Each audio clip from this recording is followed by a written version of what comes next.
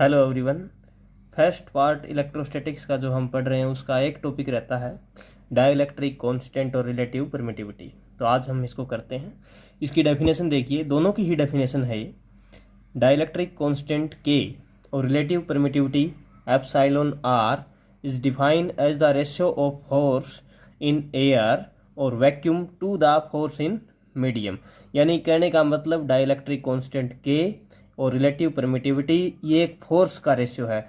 और फोर्स का रेशियो किस किस के बीच में? फोर्स इन एयर है और दूसरा फोर्स इन मीडियम में लिया गया है। तो इसको हम इस प्रकार से लिखते हैं, डाइलेक्ट्रिक कांस्टेंट के बराबर epsilon R is equal to ratio of force in air और वैक्यूम हमने एफ नोट से लिख दिया, फोर्स इन मीडियम को हमने एफ एम से लिख दिया। अब हमें पता है ये जो फोर्स है ये दो पॉइंट चार्जेस के बीच में है और कुलोम्ब्स फोर्स हम पढ़ चुके हैं। एयर के अंदर जो फोर्स होता है उसका फॉर्मूला क्या है? 1/4 पाई एप्सिलॉन नोट। चार्जेस दो Q1 और Q2 लिए हुए हैं तो Q1 इंटू Q2, इनके बीच की डिस्टेंस R है तो उसका स्क्वायर कर देंगे। ये फोर्स का क्या आ गया? मैग्नीट्यूड। इसी प्रकार फोर्स इन मीडियम में इसका ही फॉर्मूला हम लिख देंगे 1/4 पाई एप्सिलॉन। यहाँ पर ऊपर नोट लिखा हुआ है एप्सिलॉन नोट, ये फ्री स्पेस के लिए है। यहाँ पर फोर्स मीडियम में है तो इसके लिए हम मीडियम का प्रयोग करेंगे और हमने क्या लिख दिया यहाँ पर? एप्सिलॉन एम लिख दिया। और इनटू में Q1 Q2 अपॉन में R स्क्वायर। ये दोनों चार्जेस फ्री स्पेस में रखे हुए हैं तो जो फ्री स्पेस में जो फोर्सेज लगेगा उसे फोर्स इन एयर या वैक्यूम बोलेंगे हम। ये दोनों चार्जेस जो हैं मीडियम में रखे हुए हैं, मीडियम वो कैसा भी हो सकता है, तो इन दोनों के बीच में जो फोर्स लगेगा उसको हमने एफ एम से लिख दिया, फोर्स इन मीडियम। और जो रिलेटिव परमिटिविटी है यहाँ पर, जो परमिटिविटी है उसको हमने किससे लिख दिया?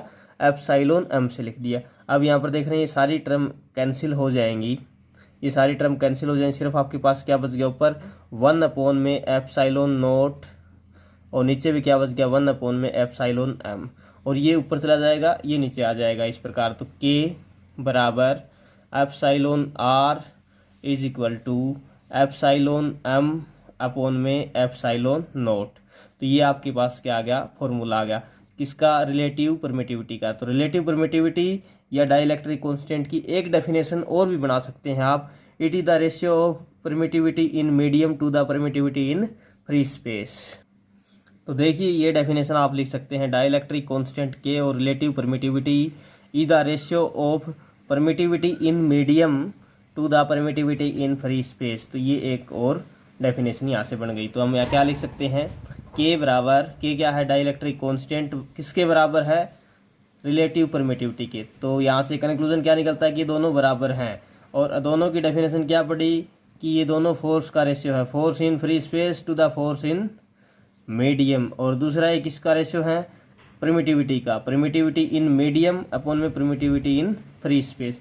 देखिए यहाँ फोर्स ऊपर लिया गया है एयर या वैक्यूम वाला और यहाँ पर परमिटिविटी एयर या वैक्यूम वाली नीचे ली गई है।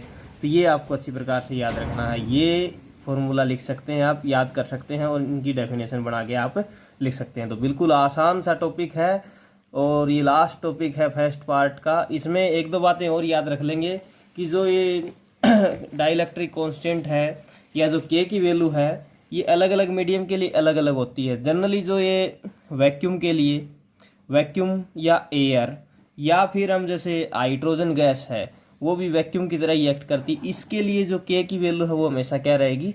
1 रहेगी, 1 के इक्वल रहेगी इन तीनों के लिए। जैसे वाटर के लिए डाइलेक्ट्रिक कांस्टेंट है के की वैल्यू वो नियर अबाउट 80 के आसपास हम लेते हैं, ठीक है।